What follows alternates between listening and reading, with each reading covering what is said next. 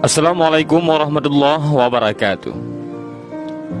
Alkisah, ada seorang konglomerat yang sangat kaya raya menulis surat wasiatnya, yaitu barang siapa yang mau menemaniku selama 40 hari di dalam kubur setelah aku mati, akan aku beri warisan separuh dari harta peninggalanku. Lalu ditanyakanlah hal itu kepada anak-anaknya, apakah mereka sanggup menjaganya di alam kubur nanti? Tapi anak-anaknya menjawab, "Mana mungkin kami sanggup menjaga ayah, karena pada saat itu ayah sudah menjadi mayat." Keesokan harinya dipanggillah semua adik-adiknya, dan beliau kembali bertanya, "Adik-adikku, sanggupkah di antara kalian yang menemaniku di dalam kubur selama 40 hari setelah aku mati nanti? Aku akan memberi setengah dari hartaku." Adik-adiknya pun menjawab, "Apakah engkau sudah gila? Mana mungkin ada orang yang sanggup bersama mayat selama itu dalam tanah?" Lalu dengan sedih konglomerat tadi memanggil ajudannya untuk mengumumkan penawaran istimewanya itu kepada para penduduk. Akhirnya sampai jugalah pada hari di mana konglomerat tersebut kembali ke rahmatullah. Kuburnya dihias megah laksana sebuah peristirahatan termewah dengan semua perlengkapannya. Pada waktu yang hampir bersamaan, seorang tukang kayu yang sangat miskin mendengar pengumuman wasiat tersebut. Lalu tukang kayu tersebut dengan tergesa-gesa segera datang ke rumah konglomerat tersebut untuk memberitahukan kepada ahli waris akan kesanggupannya. Keesokan harinya dikebumikanlah jenazah sang konglomerat. Si tukang kayu pun itu turut ke dalam liang lahat sambil membawa kapaknya. Yang paling berharga dimiliki si tukang kayu hanyalah kapak untuk bekerja mencari nafkahnya. Setelah 7 langkah para pengantar jenazah meninggalkan area pemakaman, datanglah malaikat mungkar dan nangkir ke dalam kubur tersebut.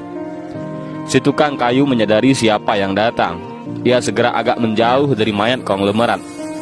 Di benaknya, sudah tiba saatnya lah si konglomerat akan diinterogasi oleh malaikat mungkar dan nangkir. Tapi yang terjadi malah sebaliknya. Malaikat mungkar dan nangkir malah menuju ke arahnya dan bertanya kepadanya, "Apa yang kau lakukan di sini?" "Aku menemani mayat ini selama 40 hari untuk mendapatkan setengah dari harta warisannya," jawab si tukang kayu. "Apa saja harta yang kau miliki?" tanya mungkar nangkir. "Hartaku cuma kapak ini saja, untuk mencari rezeki," jawab si tukang kayu.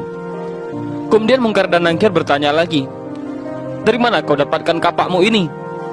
"Aku membelinya," balas si tukang kayu. Lalu pergilah mungkar dan nangkir dari dalam kubur tersebut.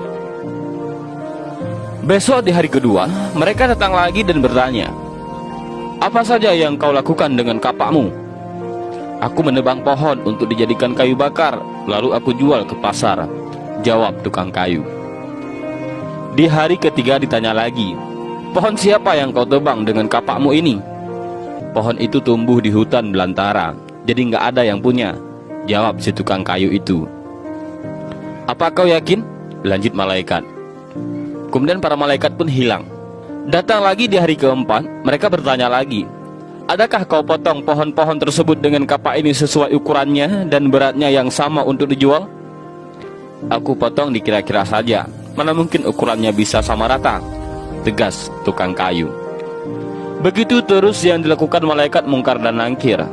Datang dan pergi sampai tak terasa sekarang 39 hari sudah. Dan yang ditanyakan masih berkisar dengan kapak tersebut.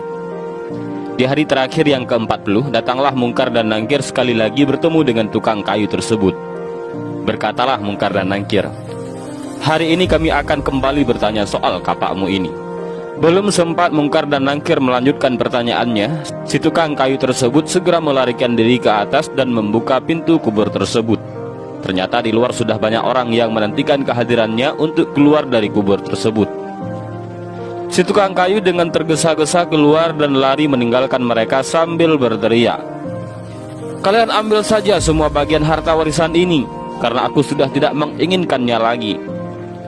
Sesampai di rumah, si tukang kayu berkata kepada istrinya, "Aku sudah tidak menginginkan separuh harta warisan dari mayat itu. Di dunia ini, harta yang kumiliki padahal cuma satu, kapak ini.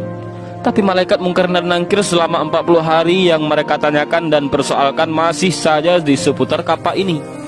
Bagaimana jadinya kalau hartaku begitu banyak? Entah berapa lama dan bagaimana aku menjawab." Dari Ibnu Mas'ud radhiyallahu